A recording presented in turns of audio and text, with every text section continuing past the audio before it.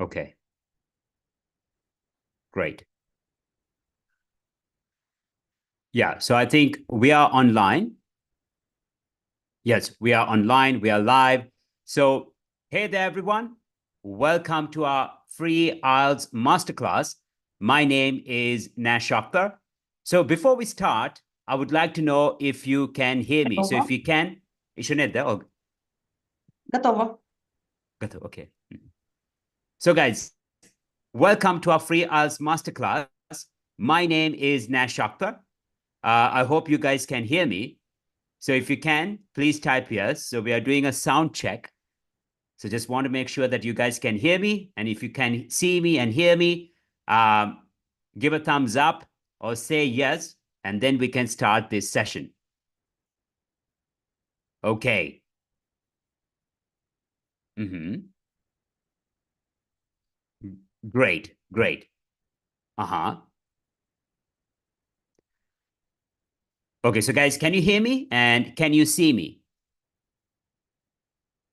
If you can, oh, wonderful, wonderful, great. So, guys, once again, welcome to our IELTS masterclass. I'm pretty sure today's session is going to be a game-changing moment for you all. So, first of all, thank you very much for joining. So, like I said, my name is Nash Akhtar.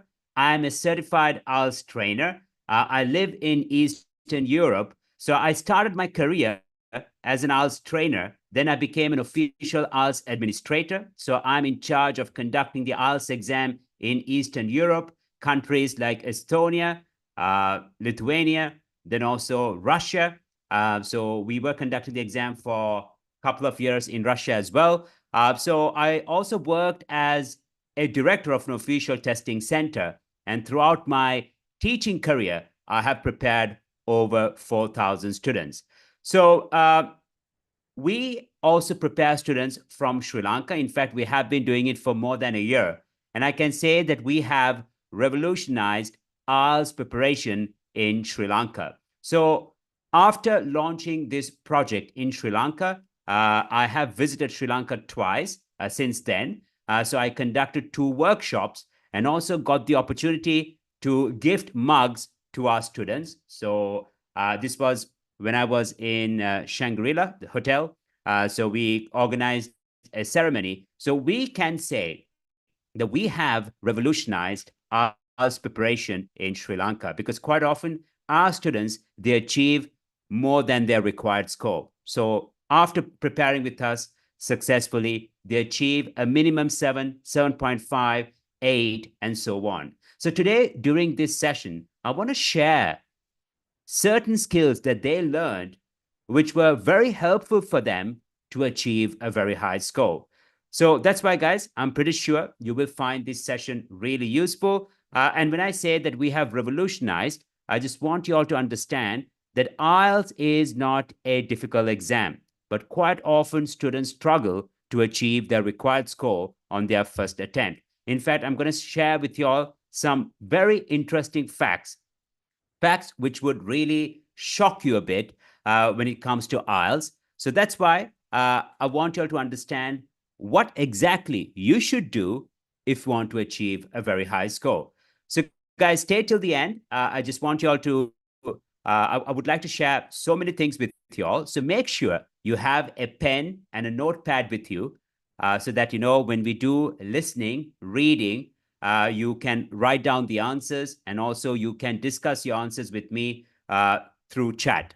So these are our students. So I can show many results, but I don't think we will have time. So I just want you all to know that our students have been quite successful with the preparation. So the aim of our lesson today is to understand what is IELTS. Then I would like to share certain misconceptions that you shouldn't fall for. Then I'm going to teach you important skills. Maybe you might not even know these skills, and maybe you have already started preparing. So that's why it's important to know these skills because these are the essential skills. So I'm going to teach you 4 essential skills for listening, 4 essential skills for reading. Then we are going to understand how to develop our answers for writing and speaking. So now I would like to know each one of you. So I would really appreciate, guys, if you could introduce yourself. So please, yeah, by the way, before we go into that part, remember, all our participants today would receive my ebook on useful words and phrases for IELTS essays. So I'm pretty sure this ebook is going to be really helpful because, I have covered all the topics, useful expressions, and so on. So we'll be sharing this ebook at the end of the session. I'll guide you all through. So make sure to stay till the end, guys. At the end of our session, before finishing our session, I'll share this ebook. But if you want this ebook, please type yes, or I would like to have this ebook. You can type now so that our moderators would know who would like to have access to our ebook at the end of our session. So would really appreciate if you could type like, I would like to receive this ebook. So would really appreciate if you could type. So guys, yes, it's a very good ebook and I'm pretty sure you will find it useful. So before we start, I would like to know each one of you. So could you please introduce yourself?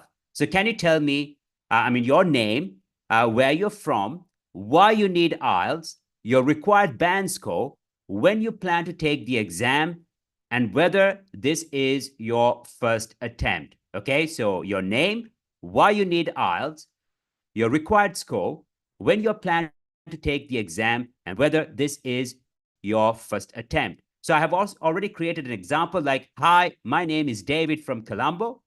I need IELTS to enter a university in the UK. I need band 7 and plan to take the exam in 3 months. So this will be my first attempt. So can you write a nice introduction? Because I would like to know each one of you. Okay, I see that you all want the ebook. Yes, so I think the names are clear. So we will definitely share it with you. And also, could you please introduce yourself? Like, my name is David. Where are you from? And why do you need this exam? The required band score. When are you plan to take the exam? And whether it's going to be your first attempt, maybe it's your second attempt, and so on. Great.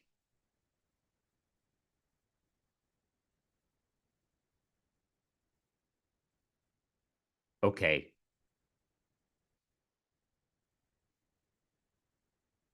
Okay, so Daniel, it's your fourth attempt. So what is the required score?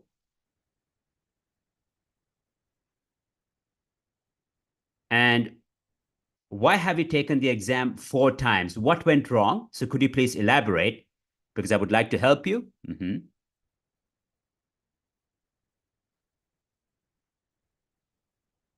Okay, the ebook is clear, guys. We will share it. Anyway, all the participants would receive this ebook.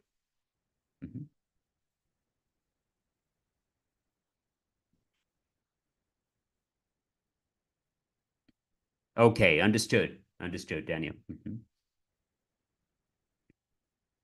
Okay.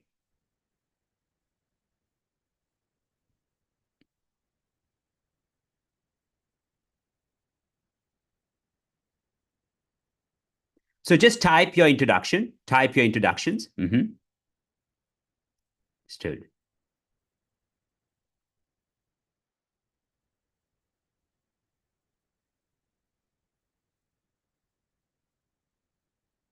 Okay, so I see that someone needs IELTS to enter a university in Germany, and the overall required score is a band 7. And I see we also have a participant all the way from Qatar, a CFO. Okay, great. Great. So guys, I see that the required score ranges between 7 and 7.5.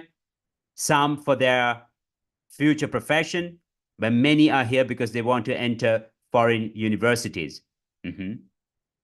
Understood.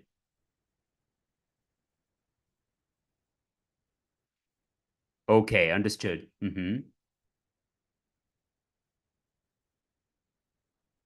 Great.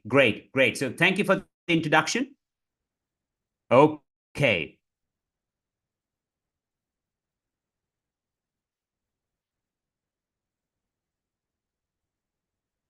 Okay, so I also see students here I mean, students have participated, and they mentioned that, they have already taken the exam. So for some, it's going to be their second attempt, their fourth attempt.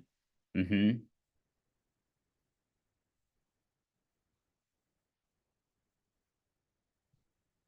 Yeah, and also I know that nowadays it's very nice that even uh, IELTS is accepted in Europe. So I see that we have students who are planning to go to or enter universities in Finland, in Germany. And yes, the required score ranges between 6.5 and 7.5.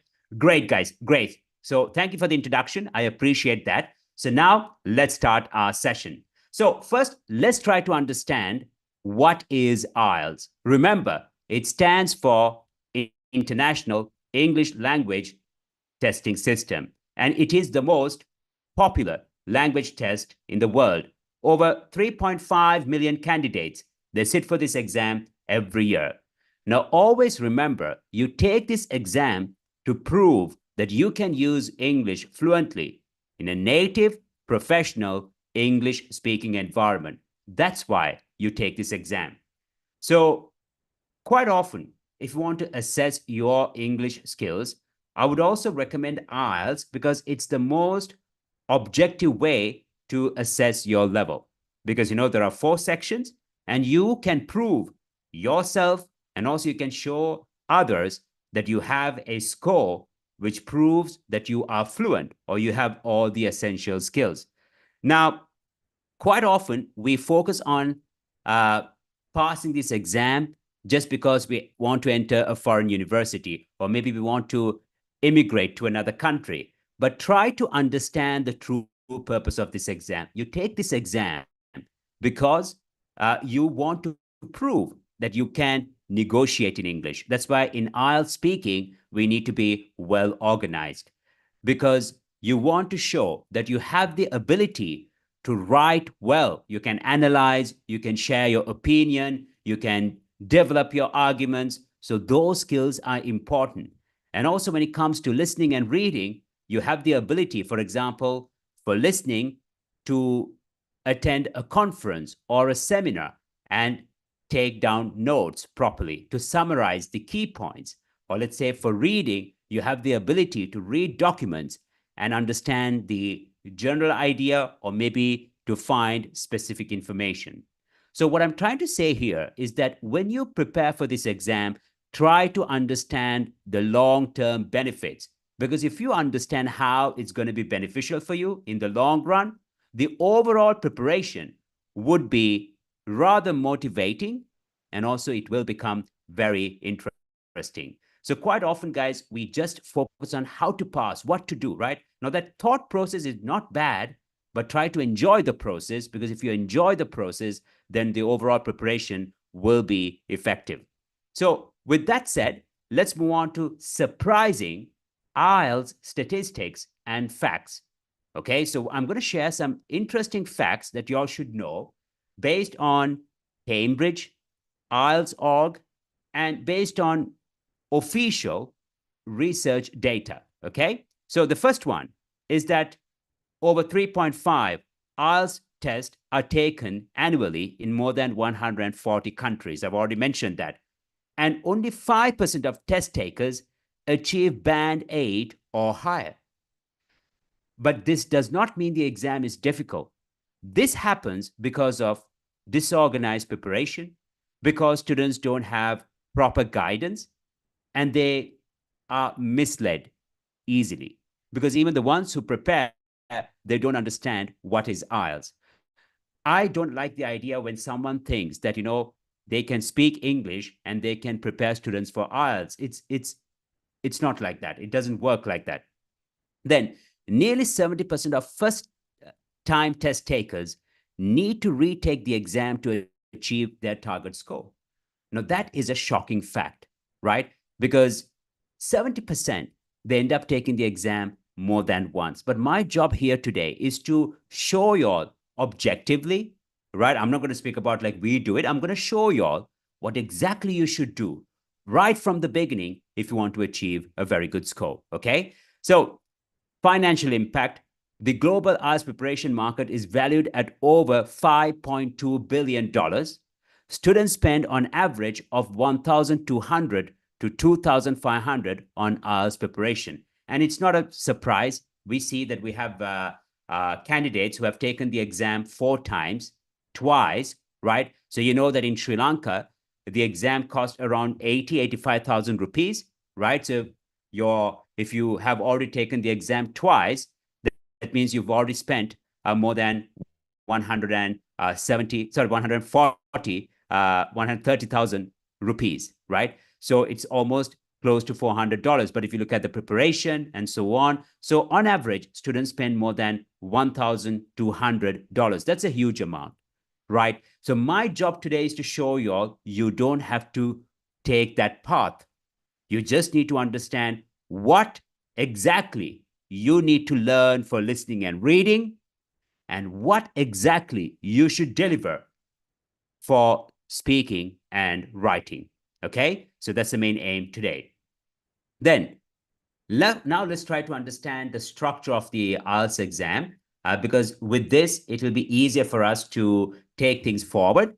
So remember, when it comes to IELTS, there are 4 sections. We have listening, reading, writing, and speaking. My dear students, can you tell me which section is the easiest and which section can be the most challenging? And even the ones who have already taken the exam, please share your experience with us. Which section is the easiest and which section is the most challenging? Now, there are 4 sections. We have listening, reading, writing, and speaking. So which section is the easiest and which section is the most challenging?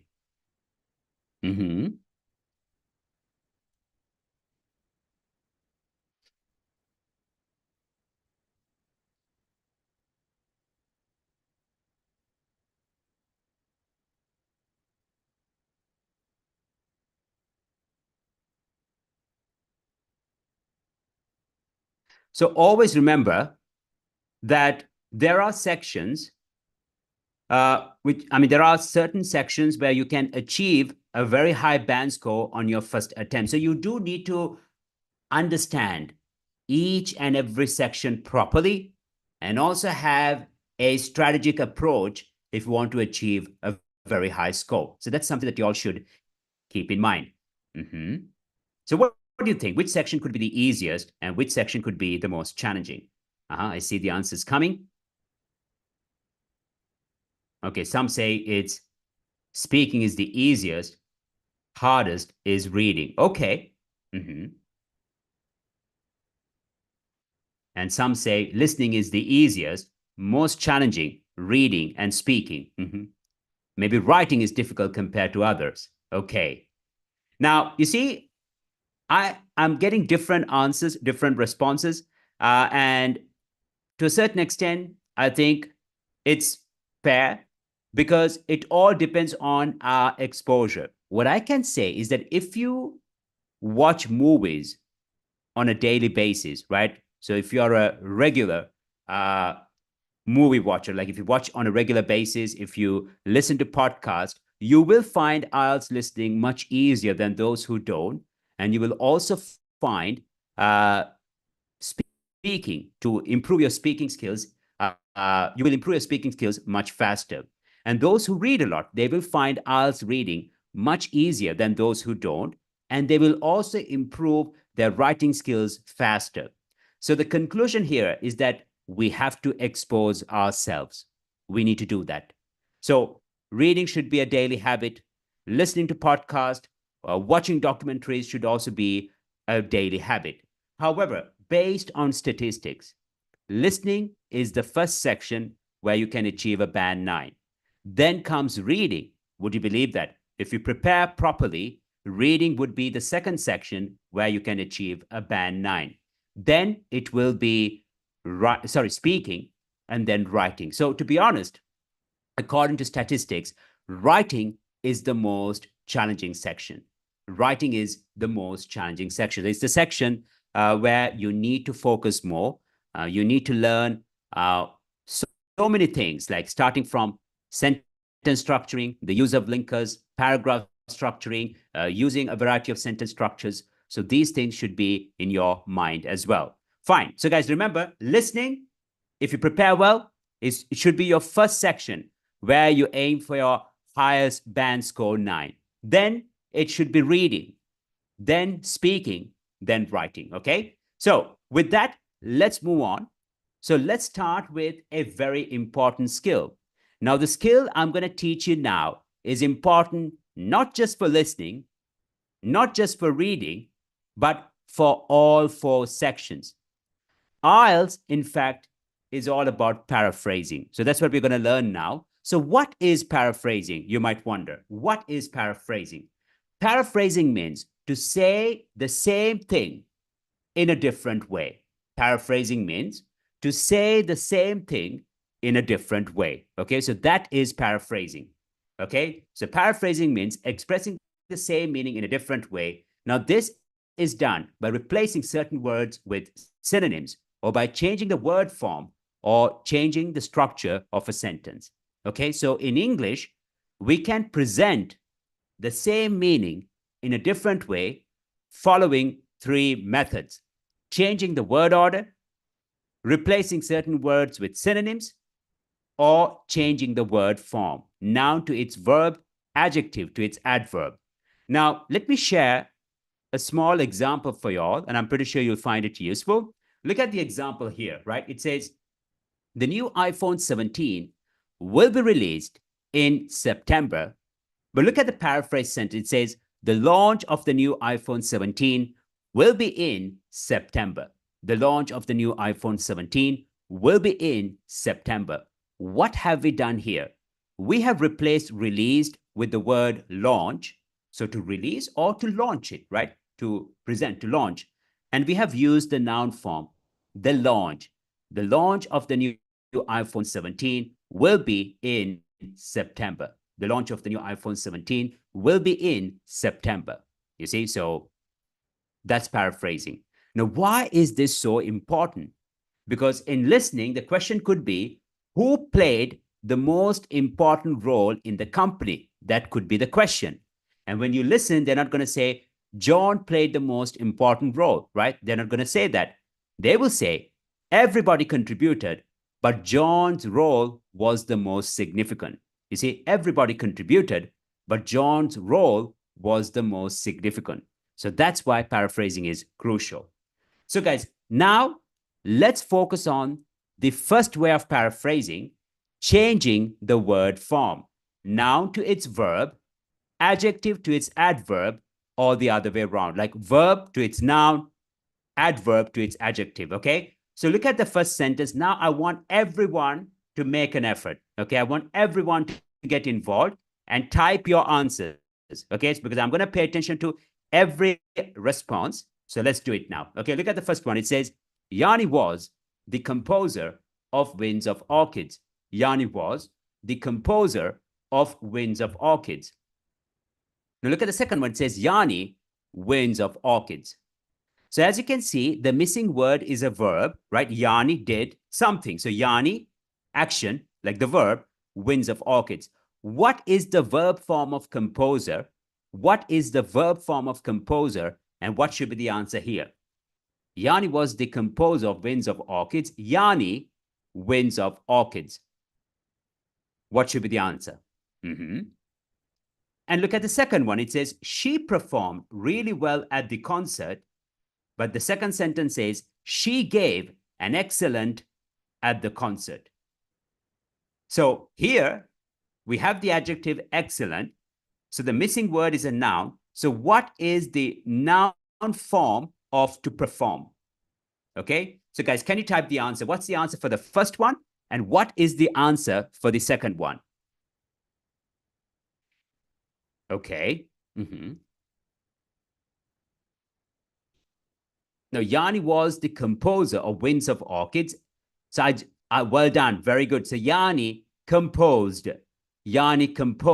Winds of Orchids. Well done. Yanni composed Winds of Orchids. Well done. She performed really well at the concert.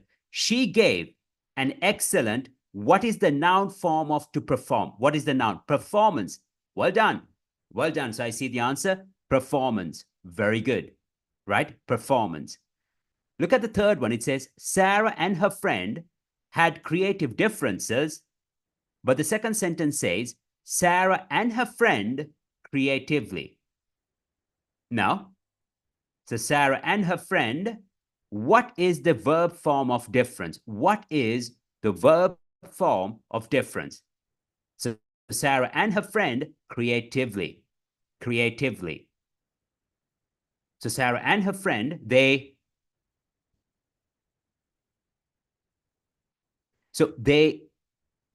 I want the answer from y'all. So difference is the noun.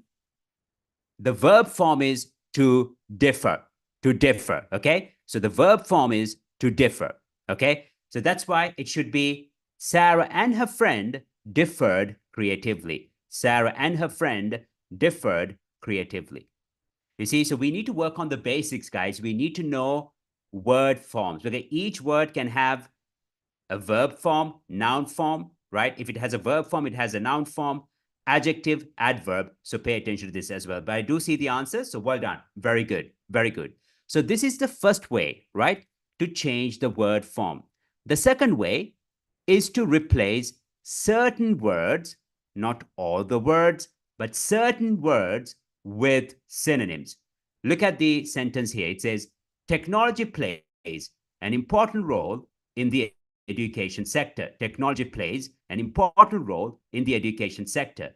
Can you give me synonyms for important? What other words can we use instead of important? What do you think? What other words can we use instead of important? Now, important is an overused word. Now, we should not use this word too often when we write essays and when we speak at the exam. So can you give me at least 2 synonyms? But if you can give me 4, if one person can give me 4, that would be even better. That would be even better.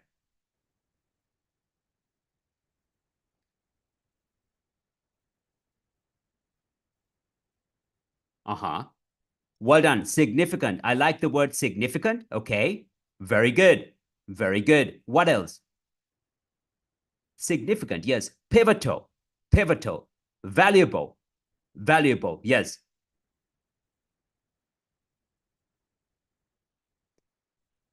Well done. Very good. I want more. Vital. Excellent. Vital. Yes. One more. Essential. Crucial. Well done, guys. Very good. Very good. Now, I like that vibe. I like the energy here. You guys are very active. So let's maintain that momentum. Well done. Very good. Yes, we can say crucial, pivotal, significant, vital, paramount, right? Paramount. We can also use paramount here. So well done. Very good.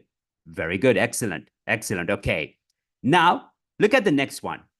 Okay, so I'm going to show you all 4 sentences, and I want you all to suggest synonyms for the words which are in bold. Okay, look at the first one. It says, smoking is bad for health. Smoking is bad for health. What words can we use instead of bad for this context? Smoking is bad for health. Smoking is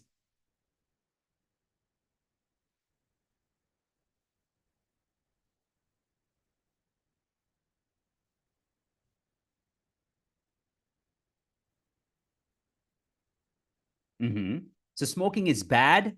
Bad is a weak word. Good, bad, small, little, right? You can't be using such words in your writing, and especially in your writing, but also when you speak, you should avoid. So what words can we use instead of bad here? That smoking is okay. I see the energy. Well done. Not exactly.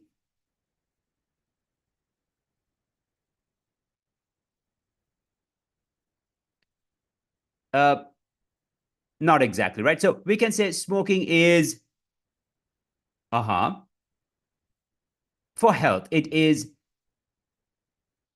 okay. I see answers coming. Well done. Very good.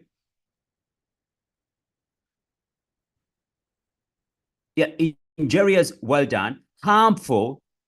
Harmful, right? We can use the word harmful. We can say detrimental. Horrible would be a bit informal. Horrible would be a bit informal, right?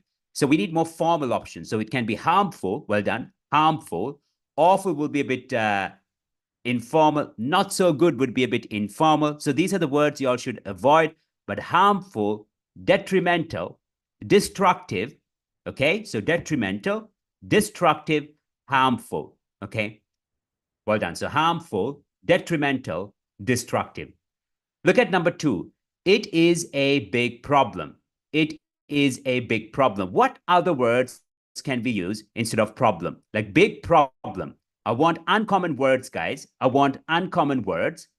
So it is a big problem. I want at least 2 words for problem.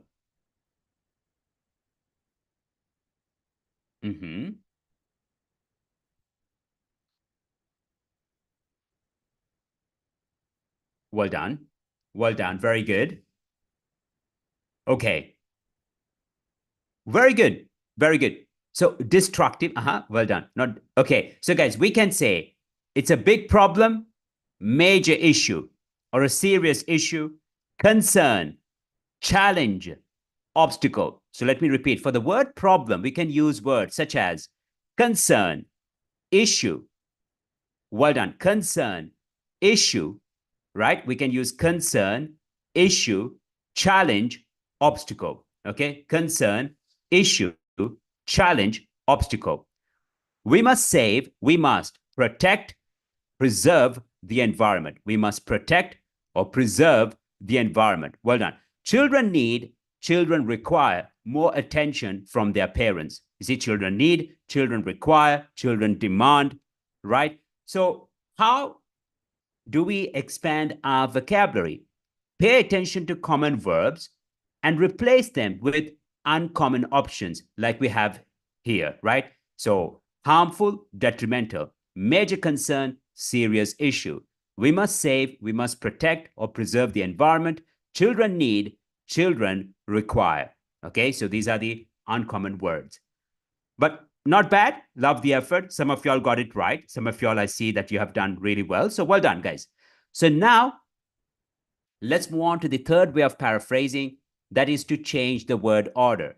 And one of the ways is to use the passive voice. Now remember, we use passive voice when we don't want to focus on who is doing the action, but on who is receiving or experiencing the action. So the government should take immediate measures. We can say immediate measures should be taken by the government. Parents should teach children foreign languages at an early stage. We can say foreign languages should be taught to children at an early stage. So we use the passive voice to focus more on the action and to be indirect. Now, let's say somebody did something wrong. So instead of saying, John, we have this problem because you didn't do the delivery on time, it's better to say, we have this problem because the delivery wasn't done on time. So instead of accusing John, you focus more on the action. You emphasize on the action. So I hope it's clear. So guys, what I want you all to understand here is that we need to learn the basics. It's a language test, right? It's an English language test. So we need to master essential skills. Now, the problem is we may use English at work. Maybe we can handle a conversation. Maybe we are able to speak, but maybe we are not that thorough with all the basic rules. But it's not that much. You just need proper guidance. And if you get proper guidance, it's actually a couple of lessons, a matter of month to kind of, learn all those things. But quite often we end up focusing on the wrong things and we waste our time and our money, right? And the problem now in Sri Lanka, let's be very honest, is that we attend mass classes for IELTS preparation, group classes, no proper structure, and nobody cares whether you're improving, whether you're progressing, whether you have improved your speaking skills, whether you have improved your grammar skills. Now, that's the reality, right? So we also need to understand that whether we are going to deal with it, waste our time and money on methods which are totally ineffective, and also to kind of, prepare with underqualified teachers. So the point here, guys, is that the exam is not difficult, but you just need to learn the essential skills. Paraphrasing is a very important skill. Now we're going to do a bit of listening. We're going to do a bit of listening with this skill because it's the most important skill. It's important for listening, reading. So I'm going to show you all how we should implement paraphrasing when we deal with IELTS listening. So before we do that, let's try to understand the structure. Remember, the listening test is for 30 minutes, and you're given 10 minutes extra to transfer the answers from the question booklet to your answer sheet. There are 4 parts, and each part has 10 questions. The sections become more difficult, with section 4 being the most difficult.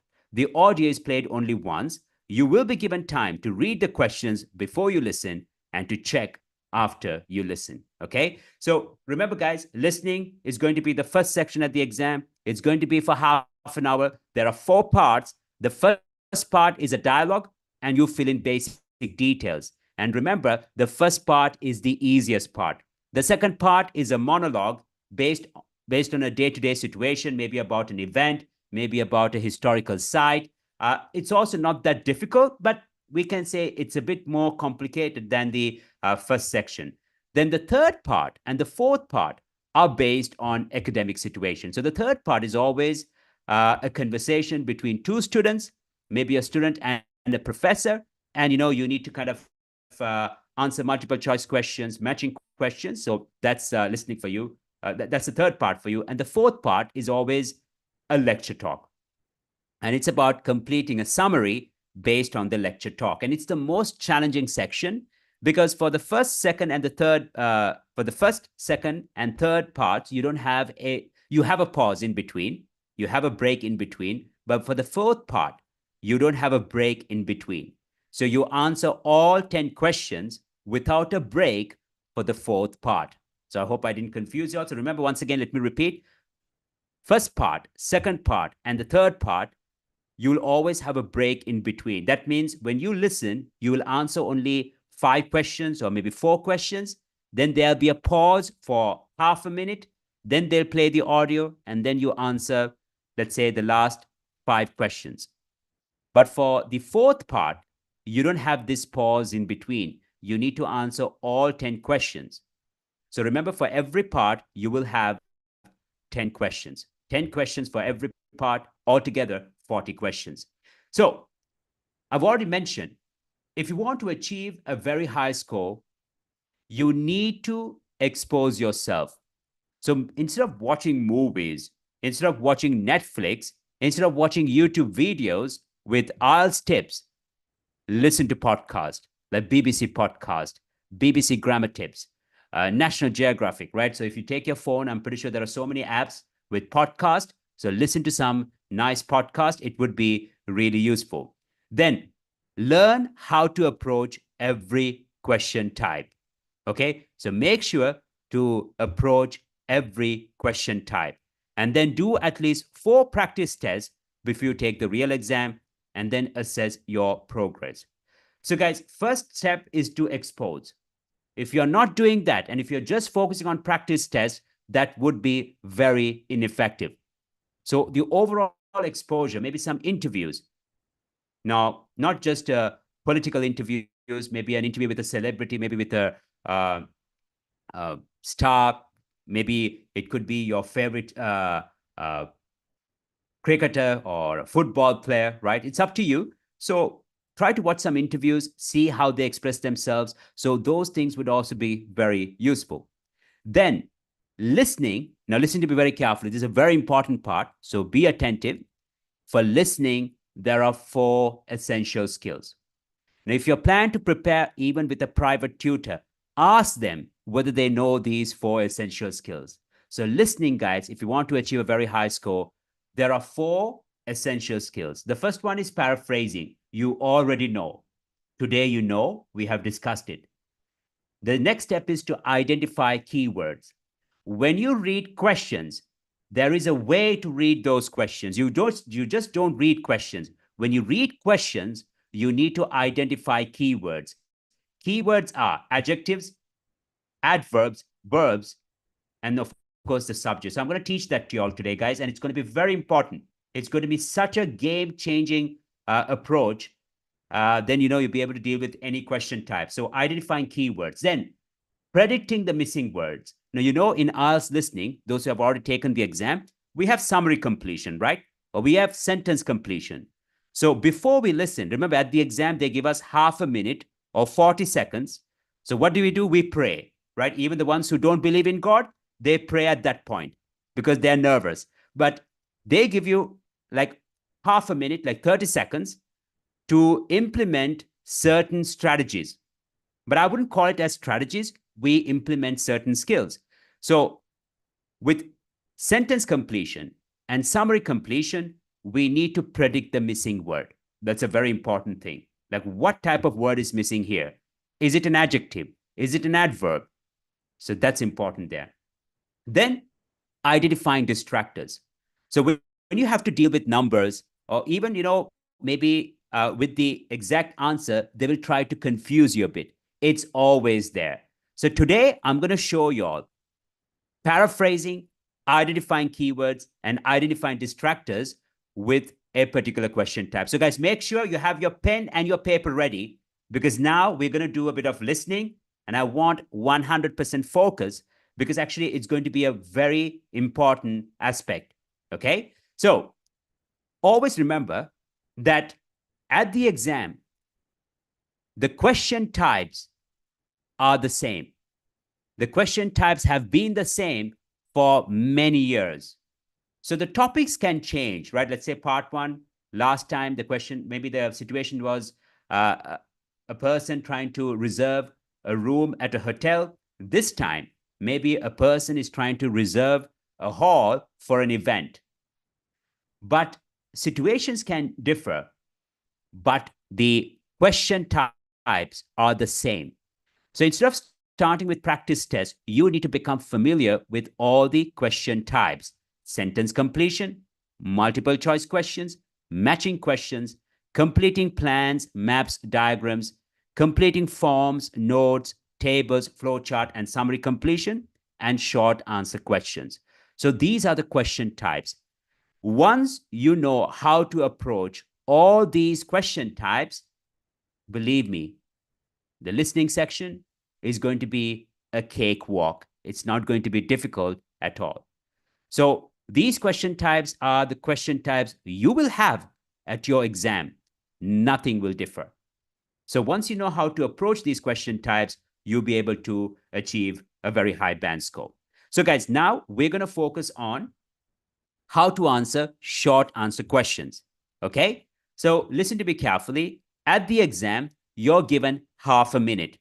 So during these 30 seconds, you need to read the instruction carefully. So what does it say here? It says, write no more than 3 words for each answer. So we should write not more than 3 words. So our answer should be either 3 words, 2 words, or maybe it could be just 1 word. Then during those 30 seconds, read each and every question carefully. Okay, look at question number 11. It says, what was the Sea Life Center previously called? So identify words which are important for us to understand the question better. Now here I have underlined what Sea Life Center previously called.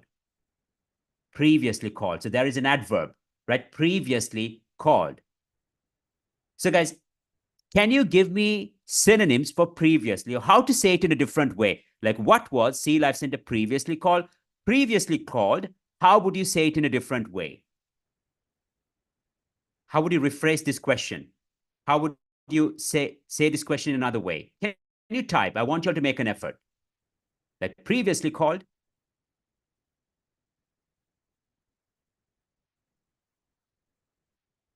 So previously is an adverb, right? Previously called.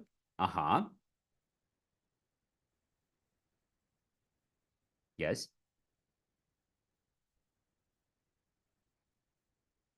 Well done, right? In the past.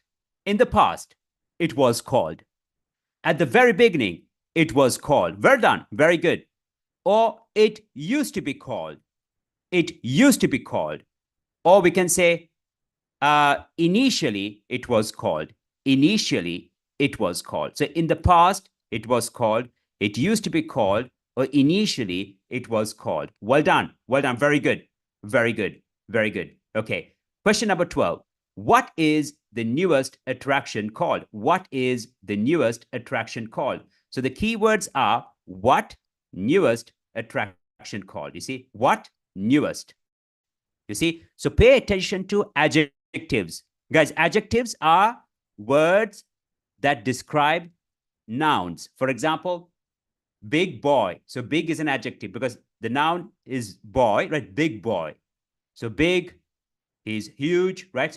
So always when you read questions, identify adjectives, adverbs, verbs, and the subject. Okay. Now, question number 12. What is the newest attraction called? We can say, what is the latest attraction? The most recent attraction. So whenever you see newest, the biggest, the largest, when you read questions, when you come across superlatives, underline them. Well done. Very good. Latest. Yes. Yes. So what is the latest attraction? So pay attention to keywords, develop that as a habit. Well done. Very good. Look at question number 13. When is the main feeding time? So here, keywords are when, main, feeding time. You see, so when, main, feeding time. So always remember, when the answer is a number, when you have to deal with numbers, there will be distractors. There will be distractors. For example, they can say, we used to feed the animals at 4 p.m., but now we do it a bit earlier. It's at 2 p.m. So the correct answer is 2 p.m. So pay attention to distractors. What can you do with a VIP ticket? So what can do VIP ticket? What special event will the Sea Life Center arrange for you? Question number 15. It's your task. What words would you underline here? What are the keywords for question number 15? Can you type the keywords? Well done. Can you type the keywords? Not paraphrasing, keywords for question number 15. It says, what special event will the Sea Life Center arrange for you? What special event will the Sea Life Center arrange for you? Can you type keywords here?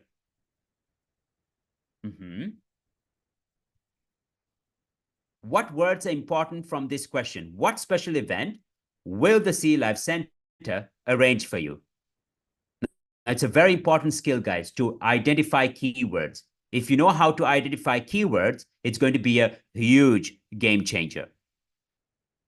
Well done. Special event. Special event.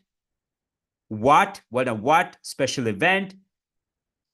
I want one more from this question. Another word is important. Arrange. Well done. You see, what special event arrange for you?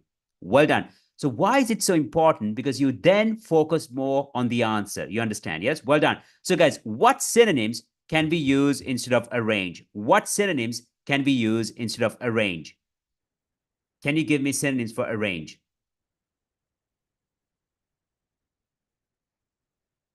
Can you give me synonyms for arrange? So we can say organize, right? Instead of arrange, we can say organize, organize. Well done. So where will the petition for animal conservation be sent to? Where will the petition for animal conservation be sent to? Okay, so where petition sent to, and what can you use to test what you've learned? What can you use to test what you've learned? So I would say, how can we check our knowledge? How can we check our knowledge? Well done. So when you read questions, first identify the words important, and then, guys, try to rephrase it. Try to rephrase it. Okay? Try to rephrase it. Try to repeat the question in your own words. This is going to be a game changer. It would be very effective and you'll be more attentive. Fine. So, guys, I'm going to play the audio now. I'm going to play the audio. So make sure you have your pen and your paper. When I play the audio, listen and write down the answers for every question. And then I'll give you some time. Then please type your answers, okay? Then type your answers. Fine. So, guys, I'm going to play the audio. So if you can hear the audio, please type yes. Please tell me yes, we can hear. We can hear. Okay, so please do that. Okay, I'm sorry. Okay. I think you heard the music, but it's fine. So I'm going to play the audio, guys. 1 second.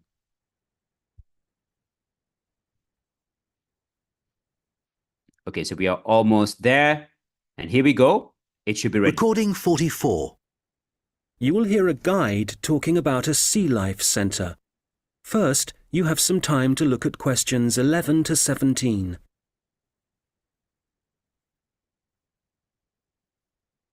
So you're given some time to go through the questions.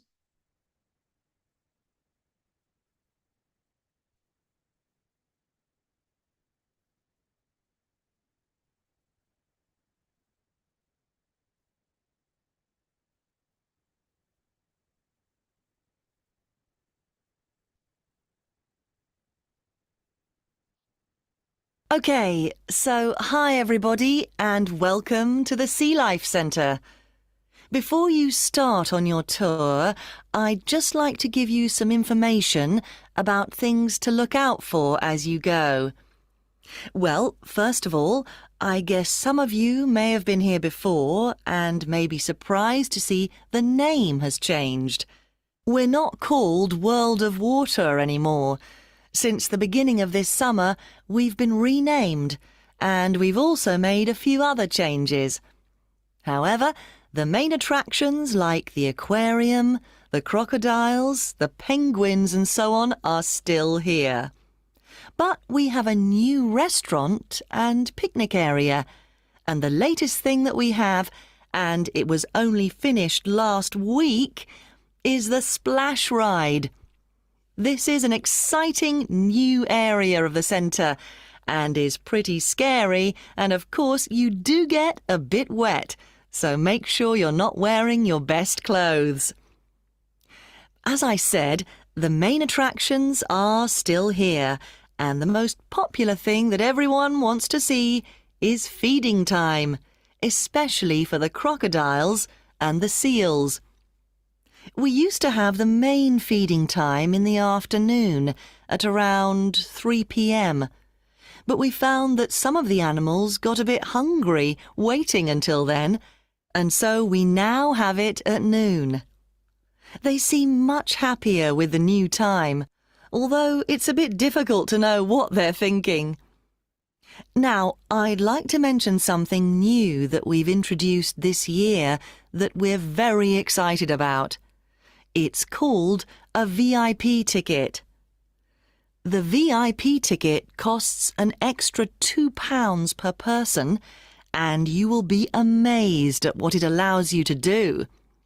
With this, you'll be allowed to feed the sharks. Now, I know that for some people, this might be quite a frightening thing to do, but it is perfectly safe. For those of you who are a bit unsure, we do have a video you can watch to see what happens. It's a great experience, and your friends will be very impressed. Speaking of friends, I'd just like to remind you that the Sea Life Centre will be more than happy to organise a birthday party for you and your family and friends. If you need more details, you can speak to me afterwards, and there are also forms at the entrance that you can fill in. I'd also like to bring your attention to the good work that the Sea Life Centre is doing in support of animal conservation. I'm sure you're all aware of the worrying situation with a large number of species facing extinction. Here at the Sea Life Centre, we're taking action by asking as many people as possible to sign a petition. Once we have over 5,000 signatures, we are planning to send it to the government in the hope that more people will begin to take it seriously. Right, well, there's obviously a lot going on at the centre and a lot of things to discover.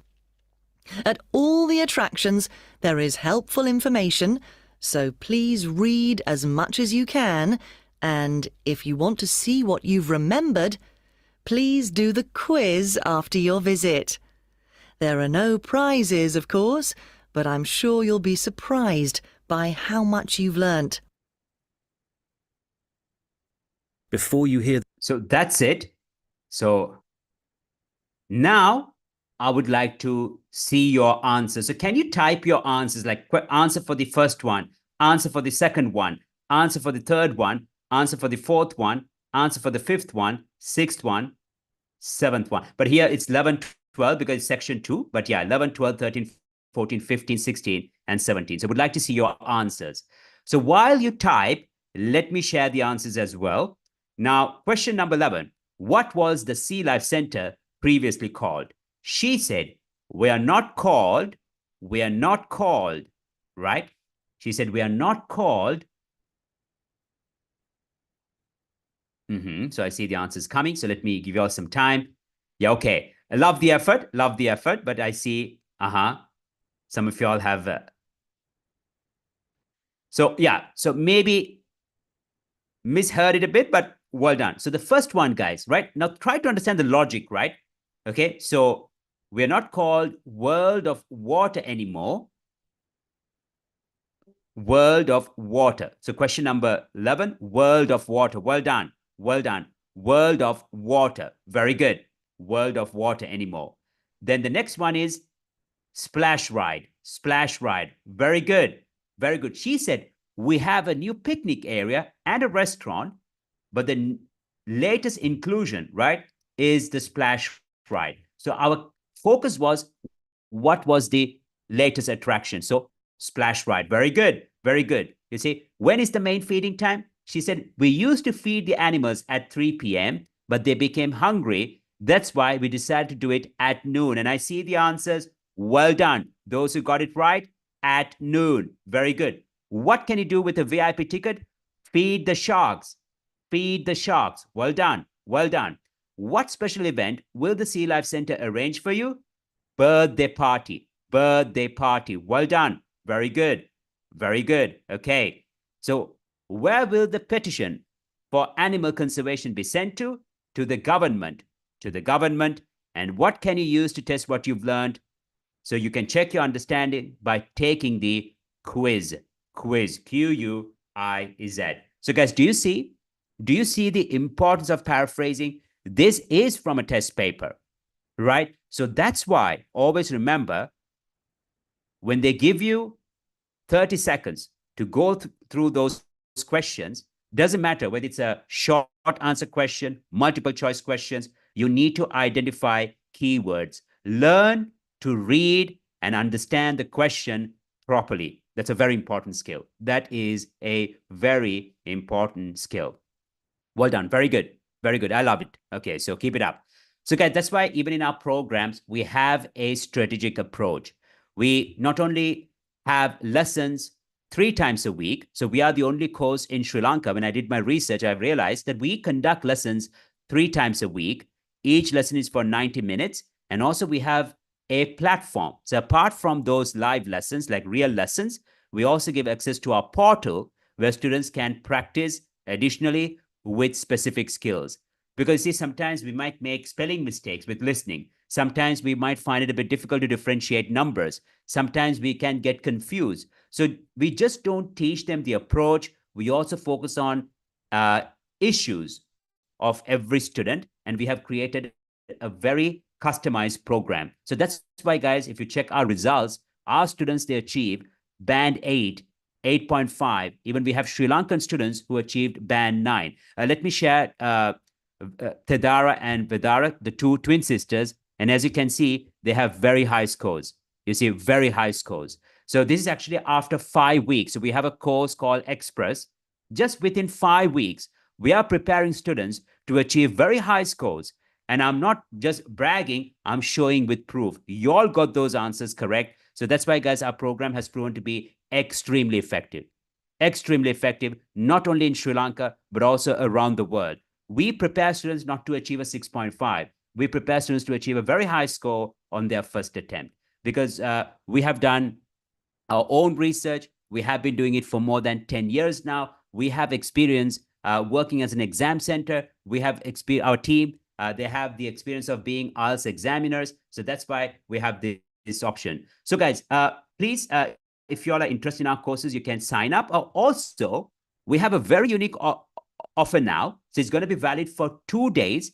You can sign up for a free consultation. Now, during this consultation, we will assess your level. You'll be taking a grammar test, and then we will see what would be your current score if you pass the exam and what you should do. So we will provide some recommendations. So it's absolutely free. And this grammar test is also created by examiners, by real IELTS examiners. So guys, take it as an opportunity. The link is given here by our moderator, by Olga. So please click the link and sign up for a free consultation. And I'll be more than happy to assess your level. So please just leave your details, like your name, your phone number. So please do it now, guys, because we'll close the link within 30 minutes.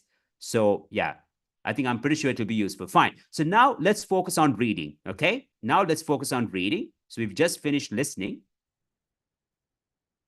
So as for IELTS reading, remember, the reading part is going to be for 60 minutes. It's going to be for 60 minutes, 1 hour.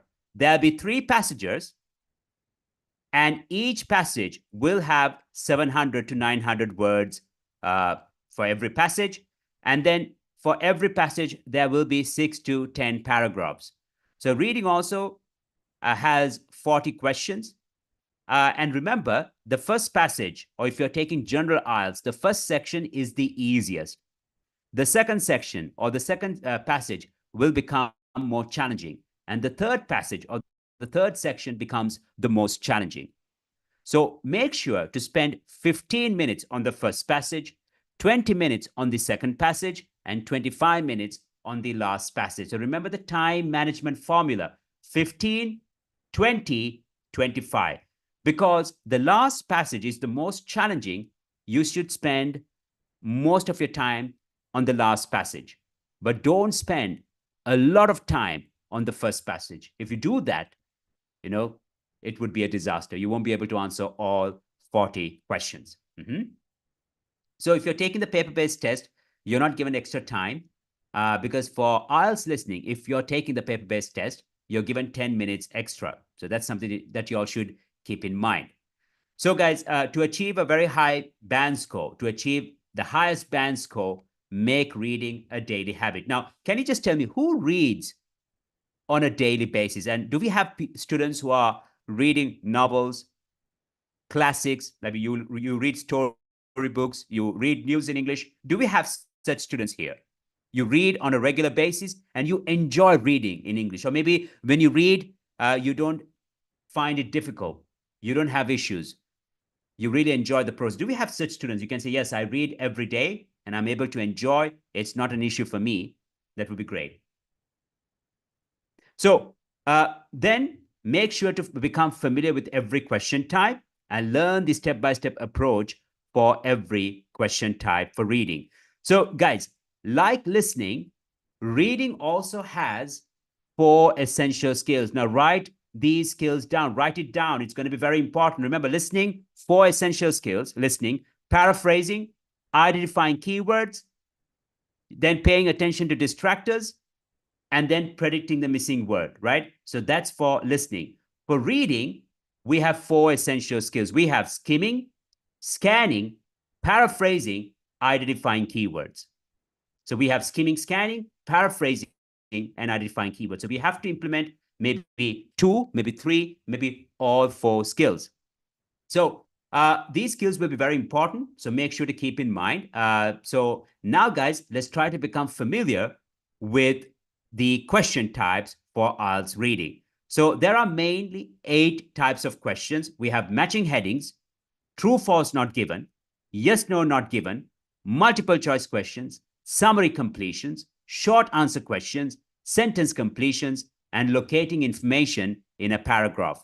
Okay, so matching headings, true, false, not given, yes, no, not given, multiple choice questions, summary completions, short answer questions, sentence completions, and locating information in a paragraph.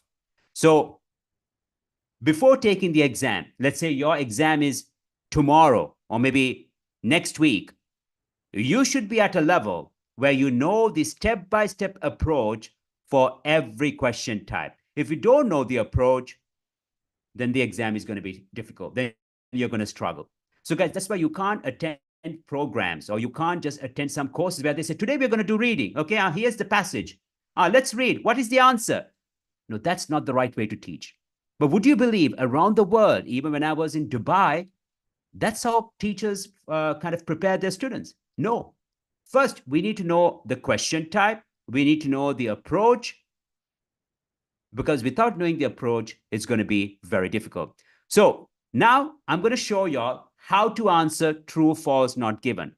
It is one of the most popular question types, and it is the most confusing question type as well. So I hope you guys are ready. I hope you're ready for the challenge. So now listen to me carefully how to deal with this question type. So guys, at the exam, you'll be given the following instruction. It says, do the following statements, agree with the information given in the text below. In boxes 1 to 6 on your answer sheet, write true if the statement agrees with the information, false if the statement contradicts the information, not given if there is no information on this. Okay, so look at the statement. It says, you can work through parts of a course more than once. Okay, so first focus on the statement, and we need to see whether the statement is true, false, or not given from the paragraph, from the text. But let's try to understand the statement. Focus on the statement first. It says, you can work through parts of a course more than once. So the keywords are can work through parts more than once. Can work through parts. That means can study sections multiple times. Can repeat sections more than once. Can repeat sections more than once. Now, my dear students, can you read the first 3 lines carefully, only the first 3 lines, and tell me whether this statement is true? In these courses, can we repeat a section more than once? Can we repeat a section more than once? Okay, here it says you can work through parts of a course more than once. So can we repeat a section multiple times? I want the answers from you all.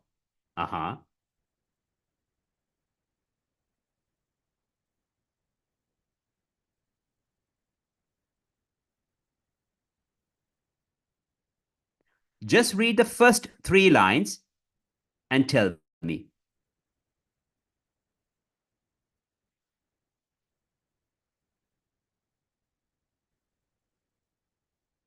Well done. Well done. So it is, I see the answers coming. Well done.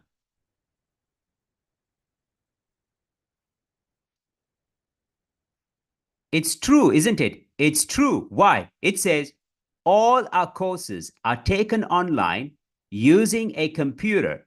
So you can work through the course at your own speed and go back to any session whenever you want to, right? All our courses are taken online using a computer. So you can work through the course at your own speed and go back to any session. Go back means you're repeating that session whenever you want to. So it is true. Now, do you see the importance of paraphrasing? Did you see the approach, right? You pay attention to the statement. It says you can work through parts of a course more than once. That means you can repeat a section more than once. Well done. Very good. Very good. Okay. Next one. Next one. It says the number of courses offered by Learn With Us has increased enormously. Number of courses offered has increased enormously. Try to understand the statement. It says number of courses offered has increased enormously. That means from 100 courses to 1,000 courses. That is an enormous increase. Now, if you read the text and if you find the opposite information, if they say like we used to offer 1,000, but now we offer only 100, then this is a false statement, because that means they have decreased the number of courses they offer. So can you read further? Now, don't read from the beginning. And can you see whether this statement is true, false, or not given? Whether this statement is true, false, or not given. Now, read a bit further and look for that information. Can you find that information? An enormous increase, like they have increased the number of courses they offer, or whether they have decreased the number of courses they offer.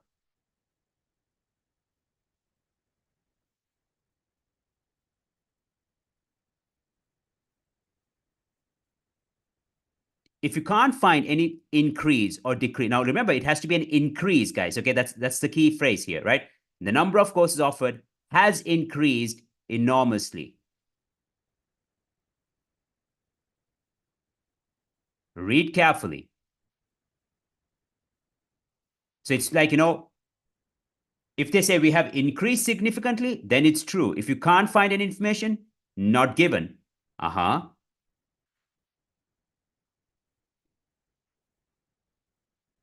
Or maybe it's false.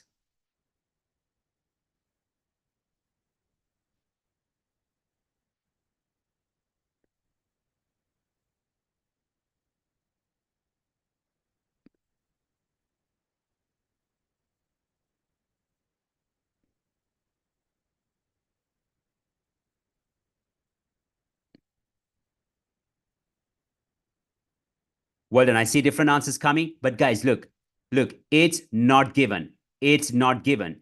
Look, here it says, we offer, right?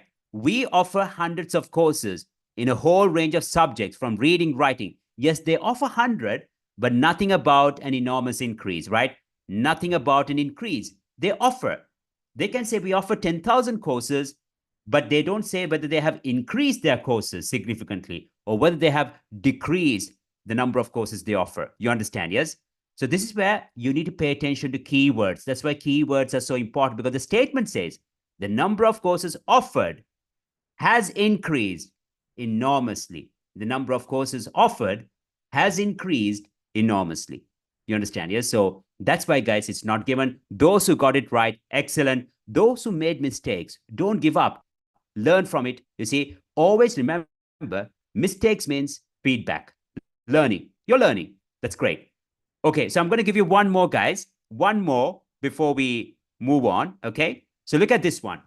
It says, Marie Curie's husband was a joint winner of both Maria's Nobel Prizes. Marie Curie's husband was a joint winner of both Maria's Nobel Prizes.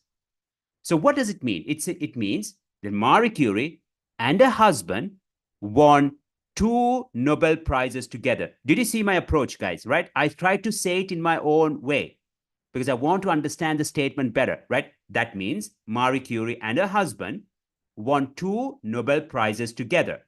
Now, at the exam, we don't have time to read the whole text to find this information. We need to scan.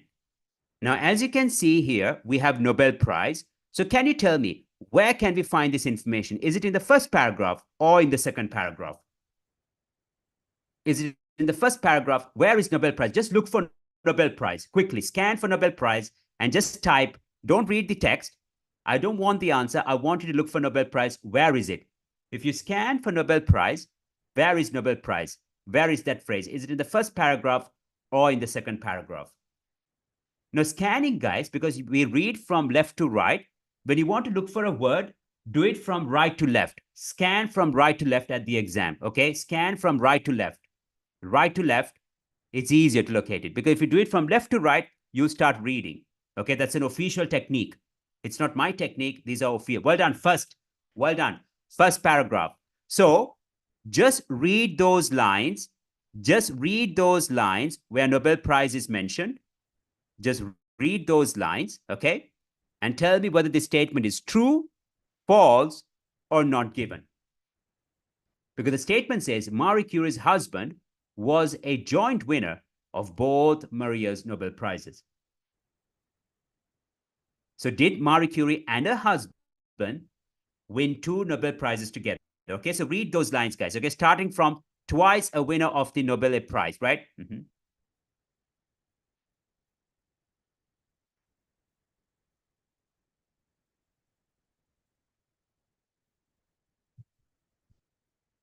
Read carefully, guys. The question is, the statement is, did they win 2 Nobel Prizes together?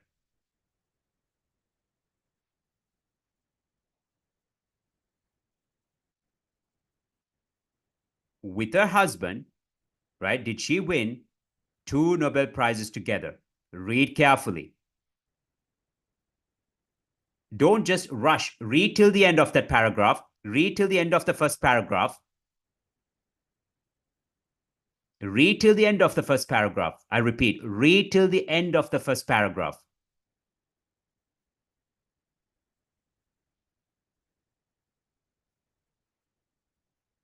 Okay, I see different answers coming. Look, it says, she was twice a winner of the Nobel A Prize. With her husband Pierre Curie and Henry Becquerel, she was awarded the 1903 Nobel Prize for Physics. She was awarded the 1903 Nobel Prize for Physics with her husband and her friend, and was then sole winner of the 1911 Nobel Prize for Chemistry. What does it mean? That means she won 1 Nobel Prize with her husband, which was in 1903, and another Nobel Prize, she won it alone. She was the sole winner. Sole means the only winner. So the statement says Marie Curie's husband was a joint winner of both Maria's Nobel Prizes. No, he was a joint winner of 1 Maria's Nobel Prize, guys, right? 1 Maria's Nobel Prize, not both. Not both. Because here it says that with her husband, Pierre Curie, and Henry Becquerel, she was awarded the 1903 Nobel Prize for Physics and was then sole winner of the 1911 Nobel Prize for Chemistry. Sole winner. So the answer is false. The answer is false. So this is not about y'all don't understand those who got it wrong. It's because sometimes y'all rush. So remember the approach. Remember the approach. First read the statement. You see, husband, joint winner, both Nobel Prizes. Then locate Nobel Prize and read carefully and then see whether it reflects the statement. So the correct answer here is false. Here it's false. So guys, that's what I'm saying. You can't start with practice test immediately. You need to have a gradual approach. That's why our students, they never struggle with listening and reading because we have a strategic approach. And in our IELTS expert course, each lesson for listening and reading is dedicated to a question type during the first stage. So guys, now I'm going to move on to speaking. Okay, so I'm going to move on to speaking. So I'm going to teach you all some important things for speaking before I share the ebook. So just bear with me because, you know, I'm not a teacher where I just come and promote our school or myself. I enjoy teaching, and I think you guys are here because you want to learn something new. So I would like to share some important tips related to speaking. And also, guys, you can ask some questions at the end. So we'll have a small Q&A session. And during that Q&A session, you can raise your questions, and I'll be more than happy. So just stay there. Stay there. I know that, you know, it's a bit late for you all, but I'll try to cover the speaking part. I think it would be important. So now, looking at IELTS speaking, remember, it's going to be the last part of your exam. But nowadays, your speaking part could be on the same day, the day before, or the day after.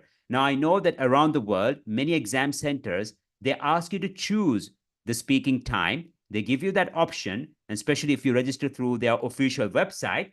I think you have this option even in Sri Lanka. So the point here is that the speaking part will not be soon after writing, right? Because listening, reading, writing, it will be at a stretch without breaks.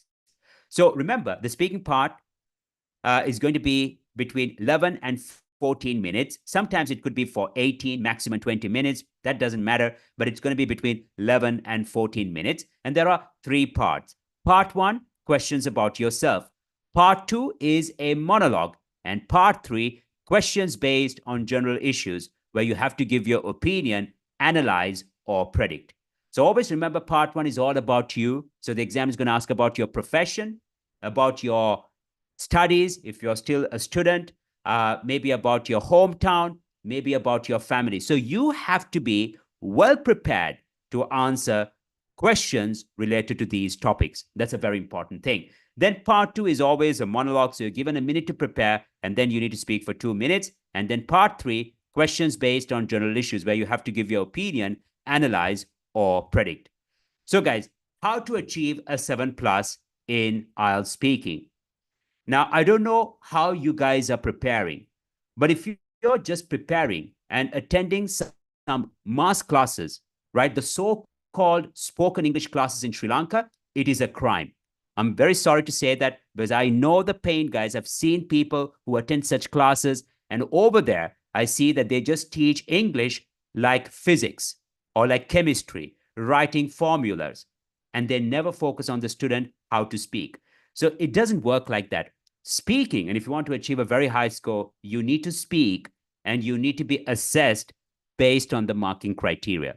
So remember, when it comes to IELTS speaking, there are 4 criteria. We have fluency and coherence, pronunciation, grammar, and vocabulary. Okay, fluency and coherence, pronunciation, grammar, and vocabulary. So when you speak, you should be assessed based on 4 criteria. Now, we conduct our speaking lessons through Zoom, and we have mini groups.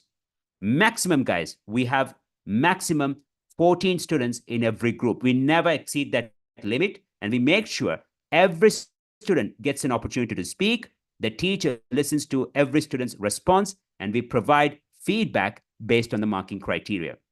So to achieve a band 7 and higher, right? To achieve a band 7 and higher, I'm going to share with you all 6 principles. Okay, so these are the 6 principles that you should follow. Principle number 1, give longer answers. Principle number 2, use words related to the topic. So if it's about technology, you do need to use words related to the technology. Principle number 3, use idiomatic expressions. Principle number 4, use a wide range of sentence structures with flexibility. Principle number 5, minimize hesitation. Principle number 6, sequence your ideas and use linkers effectively. So these are the 6 principles I would like to share with you all. Okay, so you need to question yourself. When I answer questions, do I give longer answers? Am I able to use words related to the topic? Do I use idioms? Now, if you want to achieve a band 7 for lexical resources, or let's say vocabulary, you have to use idioms. Use wide range of sentence structures with flexibility, minimize hesitation, and sequence your ideas, and use linkers effectively. So these 6 skills are very important. Now, I'm going to show you 3 answers for a question, do you like? Look, here it says, do you like sports? Can you choose the best answer here? Is it A, B, or C? Which answer is the best option? It says, do you like sports? So which answer is the best option? Is it A, B, or C? A says, I like sports. Actually, I have always liked sports. To be more precise, I like football. B says, I do. Since my childhood, I've always been a huge fan of sports, and especially football. I find this game rather competitive. And C says, yes, I like sports because it is competitive. Remember, you have to give longer answers. You should not repeat the key word from the question. You should not repeat the key word from the question. And you need to use complex structures. So which is the best option here? Well done. Well done. So it's B, isn't it? It's B. It's definitely B. Yes, it's a no-brainer. Do you like sports? I do. Since my childhood, I've always been a huge fan of sports, and especially football. I find this game rather competitive. Now, A, guys, it's also a longer answer, but you see, it keeps repeating the word like, I like sports. Actually, I've always liked sports. To be more precise, I like football. So we are repeating that key word from the question like. So there is repetition. Now that would limit our score. So that's something that you all should avoid. So let me check your vocabulary. So guys, can you suggest different expressions for like and different expressions for dislike? Come on. This is the last one.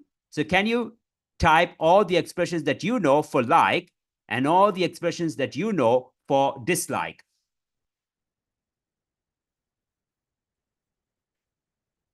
So what synonyms do you know? So for example, instead of saying I like, I can say I, what is it? Or I.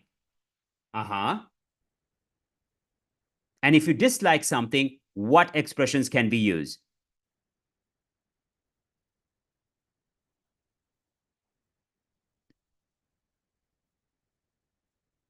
Well done. I prefer. I prefer. We can say I love. No,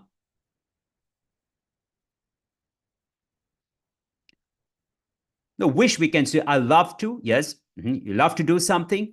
I'm keen on. I love that word. I'm keen on. Well done. Very good. I'm keen on.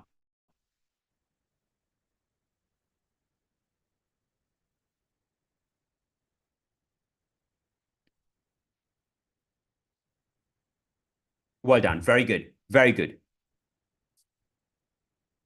And if you don't like, we can say, I hate, I can't stand, I desire, I like, I'm willing to do something. You're really into it, so you're willing to do it. Why not? You prefer. So well done, guys. Very good. So we can say, I love, I enjoy, I'm keen on, I adore, I'm into, I'm mad about, then I'm an avid fan. Like I'm an avid book reader, right?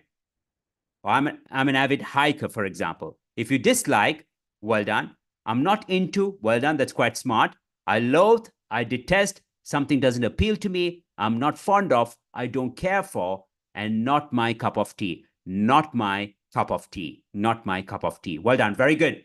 Very good. So very good responses there. Fine. So now, guys, I'm going to check your grammar skills. It's a very important task, guys. It's a very important task. So get involved. Look at these sentences, okay? Which is the correct sentence? I mean, which sentence is grammatically correct? Okay, which sentence is grammatically correct here? A, it says, since my childhood, I liked reading novels. B says, since my childhood, I like reading novels. C says, since my childhood, I've liked reading novels. Which is correct here? Is it A, is it B, or is it C? Since my childhood, I like reading novels. Since my childhood, I like reading novels. Since my childhood, I've liked reading novels. A, B, or C, guys? Let me check your grammar.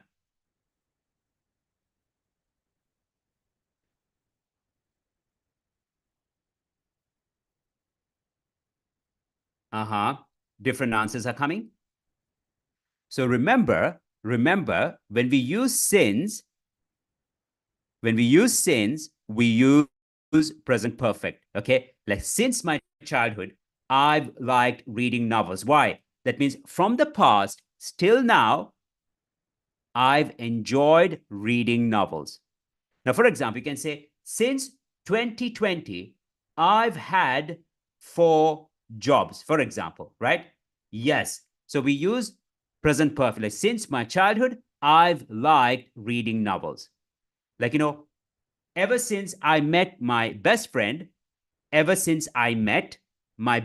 from the past, I've enjoyed traveling. I've enjoyed traveling, present perfect. So that's why, guys, grammar is an important skill. So we need to kind of work on that. Last one. What about this? Is it A, B, or C? Although I'm not keen on novels, I used to enjoy it when I was a teenager. Although I'm not keen on novels, I used to enjoy them when I was a teenager. Although I'm not keen on novels, I used to enjoy them when I was a teenager. Is it A, B, or C? It's about whether I used to enjoy, or I used to enjoying them. This time I see the answers are correct. Well done.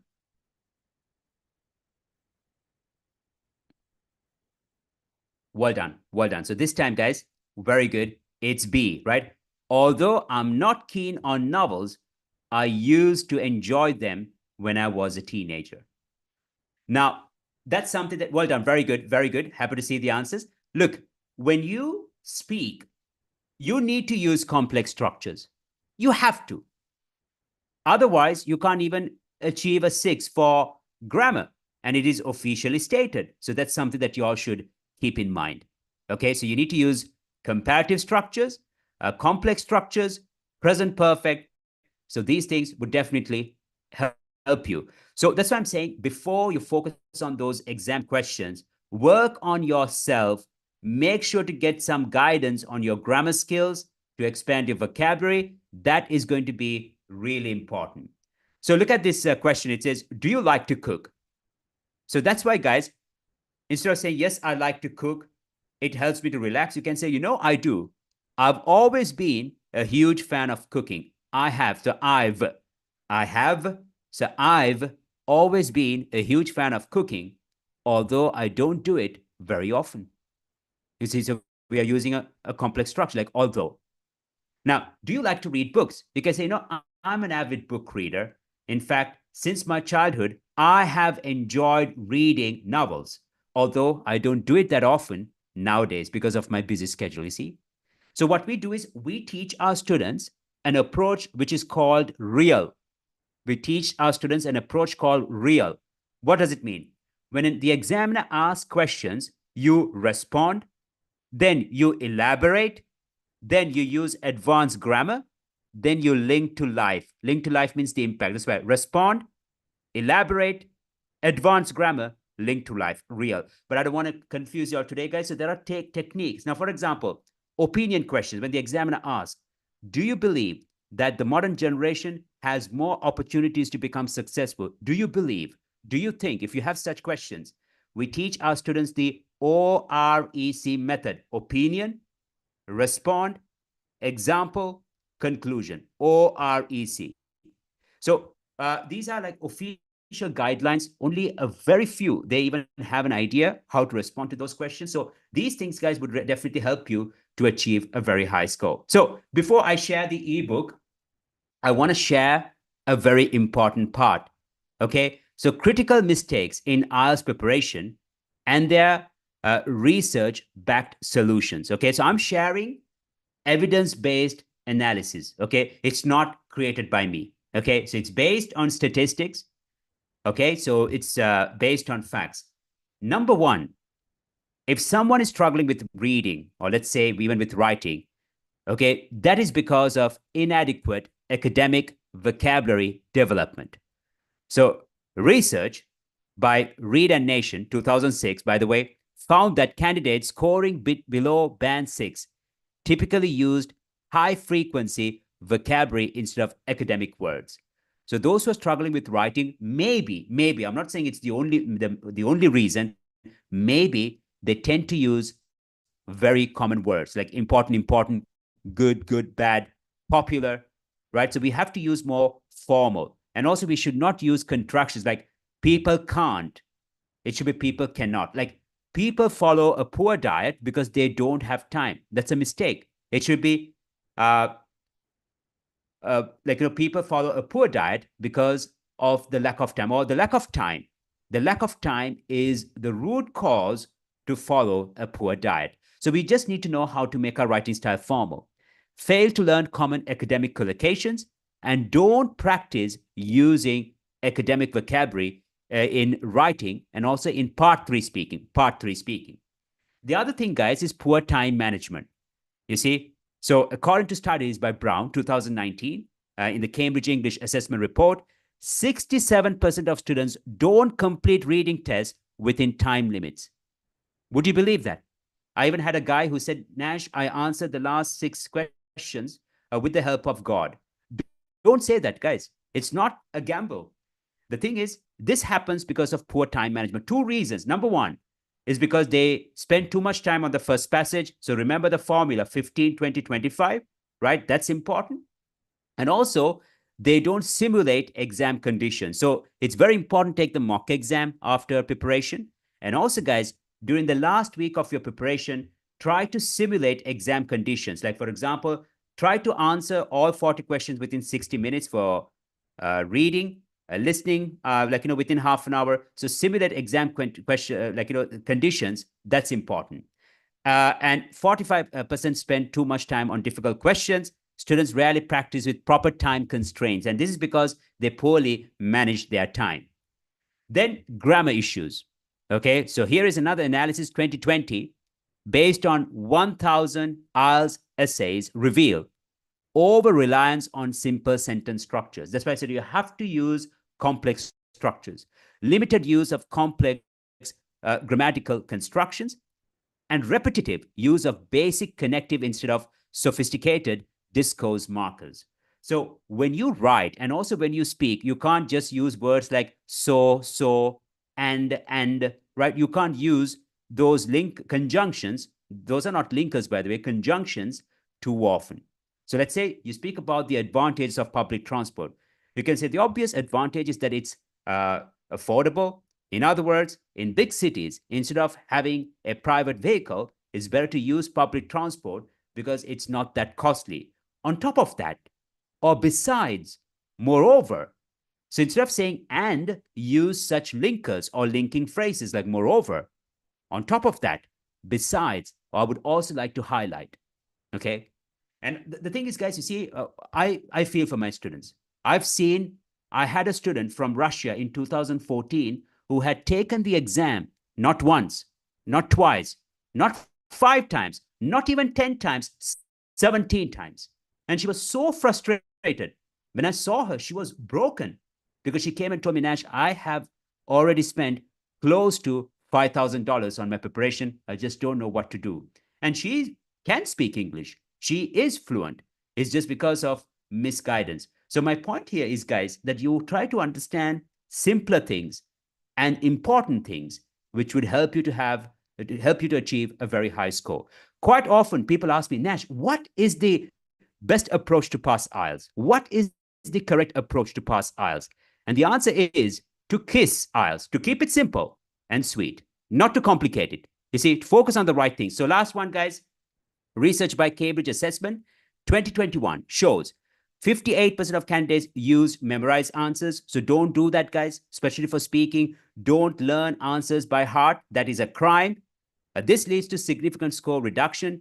Examiners easily identify rehearsed responses. Students perform worse when forced to deviate from memorized content. So that's something that you all should avoid. So that's why I want you all to know the best approach to prepare is to first learn the essential skills, like we did today, right?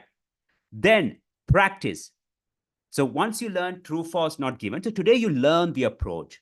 I'm not saying it was perfect for you all today, but you just know to read the statement, identify keywords, rephrase it, locate the information, read carefully. Now that requires more practice. Now, once you have enough practice, you start implementing on exam questions. Then you try to assess your progress. So we call it as the APIA method: acquire, practice, implement, assess. Even when you want to learn new words, you learn a new word, you try to understand the meaning, you create your own examples, then you say it loud, you emotionalize, and when you emotionalize, guys, it goes to your subconscious mind and you're able to remember. So let's take the phrase look up. Like, I look up to my father. Look up means to respect and admire. So I might say, I've always looked up to my father because he is so knowledgeable. Or I have always looked up to my professor because of his vast knowledge in this subject, for example, right? So why? So create your own examples, elaborate. Now, maybe there is a person that you look up to, and who is that person? Create that example, say it loud, like, I look up to my mom because she has sacrificed so much for us.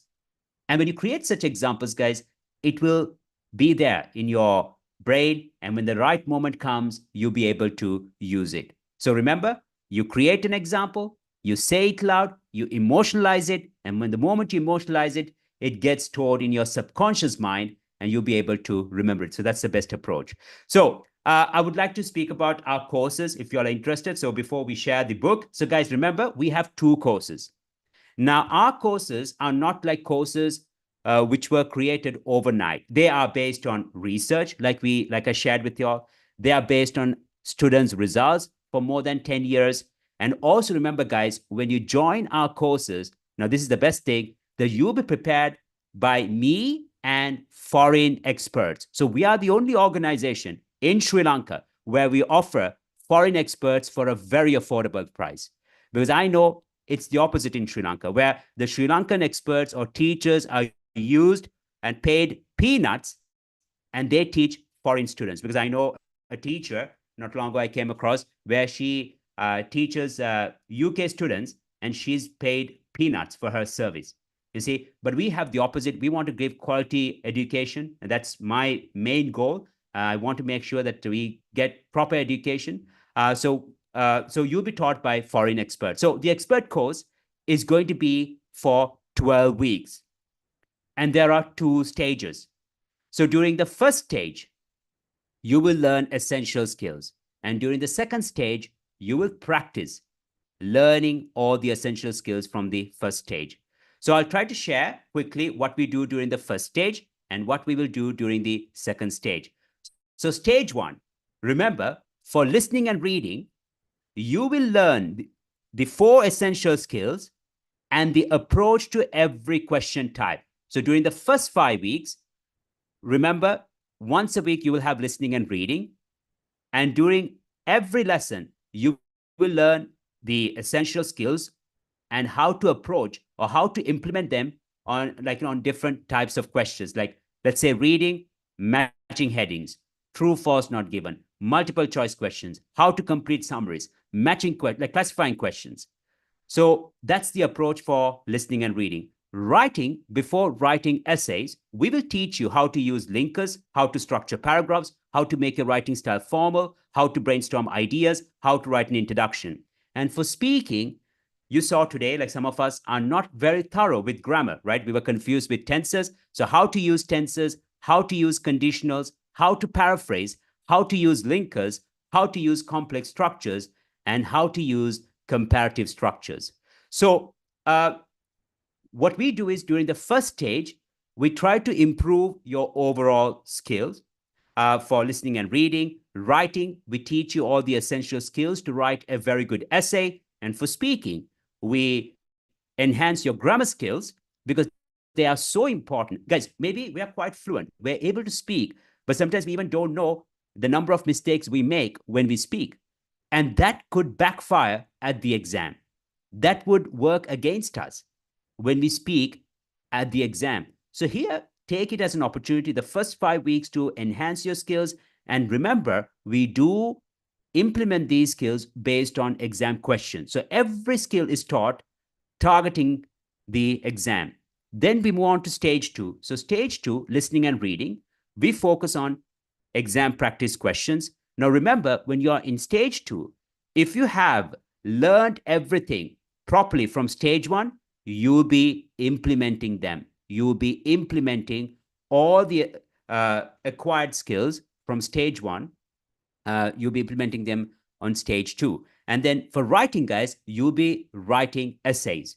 So remember, we will teach you for task 2 how to write opinion essays, discussion essays, problem solution essays, and 2-question essays. And if you're taking academic IELTS, we will teach you how to describe line graphs, bar charts, pie charts, maps, and diagrams. And for general IELTS, we will divide the group and we will teach you separately how to write formal, semi-formal, and informal letters. And for speaking, each lesson is dedicated to a topic. So remember the common IELTS topics. I hope you guys know. Starts from occupation, education, environment, technology, right? Then we have sports, style and fashion, social issues. Then we have globalization, right? Then we have what is food and restaurants. So we cover all these topics with idiomatic expressions, uncommon words, and how to approach those questions. So that's stage 2. It's a comprehensive preparation, guys. We have never seen a student failing to achieve their desired score. Almost every student who attended all our lessons, when they completed the platform, they've been quite satisfied with our service and they have achieved a very high score. So we also have an express course. But before that, guys, I would like to share the price. It's only 31,000 rupees. Remember, for 31,000 rupees, you will have lessons 3 times a week. It's a 12-week program. And you also have access to our platform for 6 weeks. So you have access to our platform for 6 weeks. On our platform, there are video lessons and interactive tasks. So guys, if you're interested, please register through the link. You can sign up for a free consultation. So the consultation would help you to understand your current level, whether the program is suitable. So we don't enroll students for the sake of enrolling. We will assess your level and understand what would be appropriate for you. Now, with the expert, it's going to be for 12 weeks. But if you're in a rush and if you think that you have a good level, right, or maybe you have already taken the exam, I would like to introduce the IELTS Express course. Now, remember, the Express course is going to be for 5 weeks. Lessons are conducted 3 times a week, but you should have a very good level. So we are looking at C1, B2, C1. If you don't understand what it means, that's why you need to take the grammar test. So guys, please take the grammar test. Sign up for a consultation because that will be important. So listening and reading, compared to the expert course, with our express course, we focus on exam question papers and we will teach you the technique. The difference is with our expert course, we have 2 stages. Stage 1, each lesson is dedicated to a question type. But with the express course, each lesson will be dedicated to 2 to 3 question types. So it's a bit intense. As for writing, compared to the expert course, with the express course, we focus on writing essays, but we will not focus much. I'm not saying that we don't teach, but we don't focus much on essential skills like how to use linkers, how to structure paragraphs, how to make a writing style formal, how to work on word forms, because those are the common mistakes. How to be accurate with articles and punctuations, like when to use the comma, when not to use the comma. So that we do it in stage 1. We don't do it with our express course. You see, speaking, guys, we focus on all 3 parts, all 3 parts. So that's how we conduct the express course. It's a bit intense, but lessons are conducted 3 times a week. 15 lessons for the express course, 30 lessons for the expert course. Remember, the expert is going on a special discount. So it's 31,000 rupees. The express is 21,000 rupees. So we have done our own research. Remember, you'll be taught by foreign international experts, native speakers, highly qualified, experienced teachers, guys. And for the price you're paying, it's a great deal. I think it's way cheaper than the courses you have there in Sri Lanka. So remember, the program is so effective because it's going to be a step-by-step guidance. Number 2, you'll be learning and revising grammar, which is crucial for speaking and writing. So don't take it for granted. The third one is during the program, especially with our expert course, you'll be learning 400 uncommon words on 12 common IELTS topics. And it's not like, you have like PDFs. You will learn, you'll implement them, and we have our own way where it would be helpful. And also it will be very efficient because you'll be remembering them and you'll be able to use them once you complete the program. So another point is with IELTS, you need to have individual attention. So that's why I never understood that policy of, having a group, people get on and get off. Some people ask me, Nash, what about unlimited lessons? We can also say unlimited lessons. That means nobody cares. So that means you make a payment, you attend whenever you want. That means you are supporting or you're agreeing for a disorganized preparation, right? So if you can attend whenever you want and as long as you want, that means there is no proper structure. Here, it's a bit different.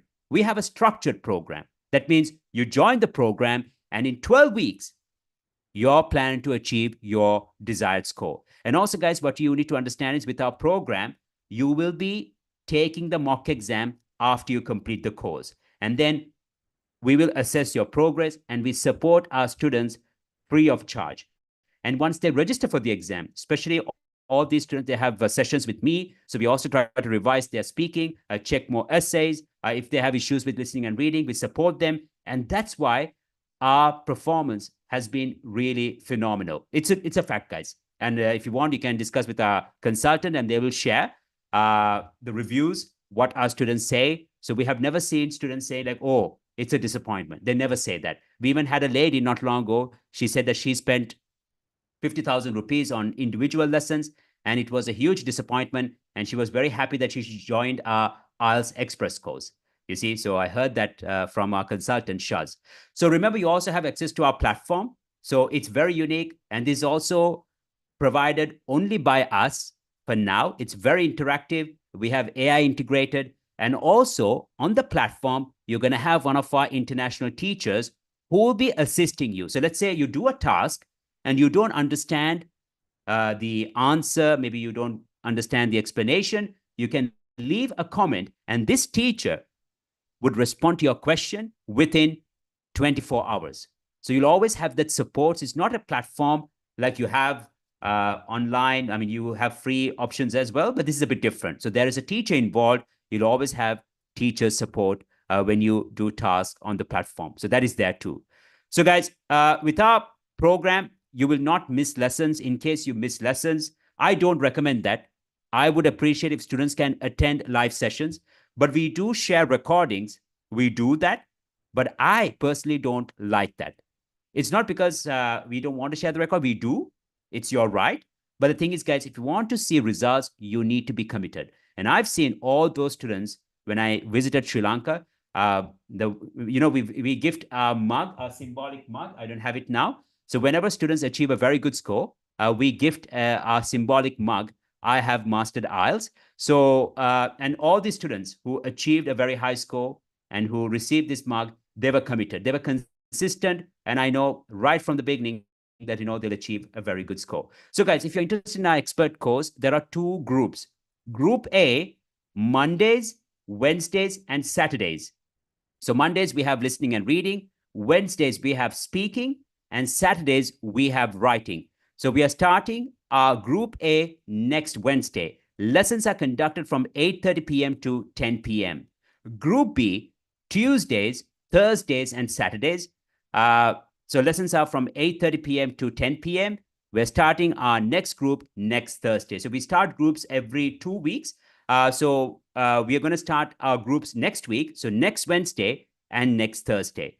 And then, guys, if you're interested in our express course, remember, it's going to be Monday, Wednesday, Friday. So Mondays we have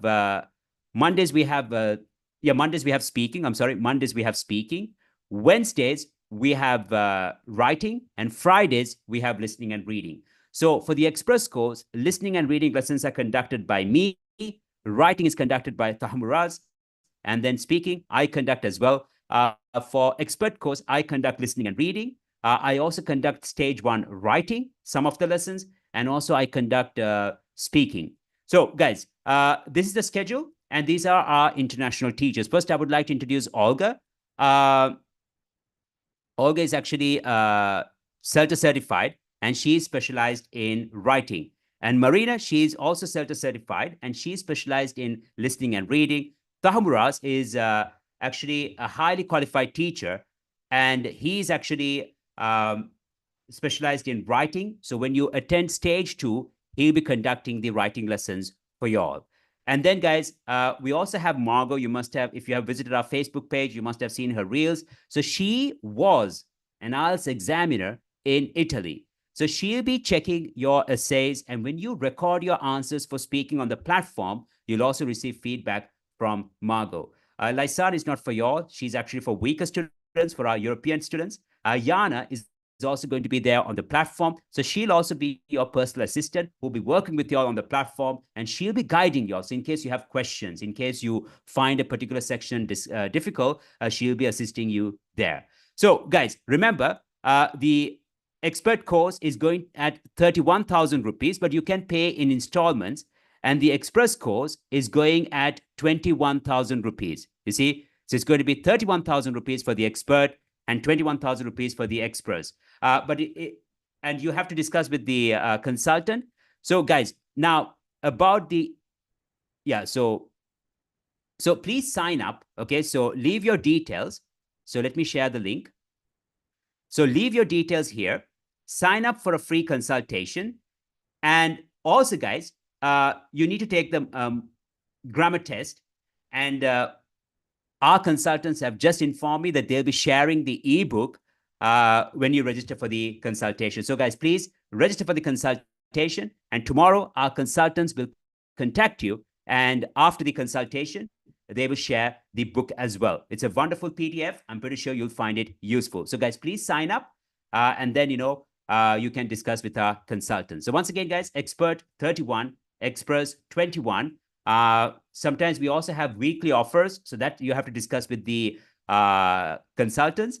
Now, I would also like to share some reviews. So guys, we have a lot of reviews, results, but I'm not going to waste your time on that. Do you have questions related to IELTS? Do you have questions related to IELTS? Any question related to IELTS, about the program, about the courses?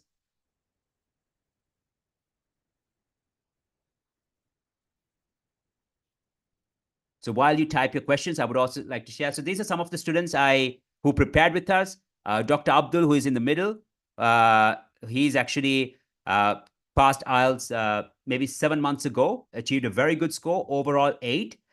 And I think we will share his review as well. So I think he took IELTS because he wanted to move to the UK. So here on my left, we have,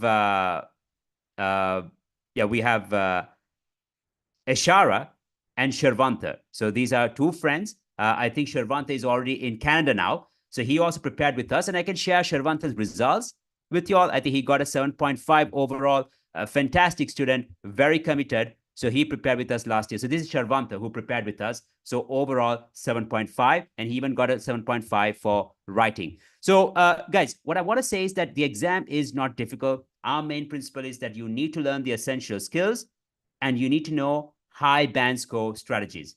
Okay, a question is here. No, is the capitalization rules should be implemented in listening? Yes. And when you write your answers, if it's a name, of course, the first letter should be capital. But also, you can leave all the letters uppercase, like capital. Like you can write the whole answer in capital. That's also fine. With uppercase letters, that also would be fine. Fine. Any more questions, guys? Maybe questions related to every section, maybe listening, reading, writing, and speaking.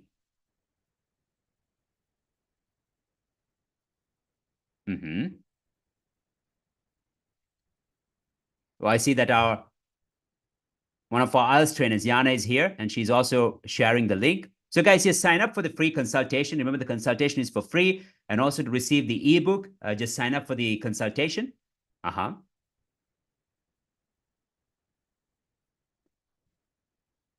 Yeah, I also get this question whether it's better to take the computer-based test or the paper-based test. My advice is that you need to understand which is more comfortable for you, right? So here you need to figure out whether you're okay with the computer format, but there are more benefits with the computer format than the paper-based test. You see, because in case you don't achieve your desired, or let's say your required score for a particular section, nowadays you can repeat only that section. So that's available only for the computer format. Unfortunately, it's not available for the paper format. You see? Fine, guys. So I hope you found this session useful. Remember, if you want to achieve a very high score, always keep in mind that you should have specific goals. So write it down, okay? Because rarely we write down our goals, right? We just dream things, but we just don't have a clear target. So just write it down like, I have achieved 7.5, right? Mention the date and work towards it. So guys, once again, I hope you found it useful. I wish you guys only the best and also the highest score in IELTS. So I'm really looking forward to teaching you all. Remember, guys, so we are starting 3 groups: expert, Mondays, Wednesdays, and Saturdays. That's Group A. Group B, Tuesdays, Thursdays, and Saturdays next week. And then next Monday, we are starting our IELTS Express course, Mondays, Wednesdays, and Fridays. So, guys, have a great evening then. Thank you very much. Take care. Goodbye.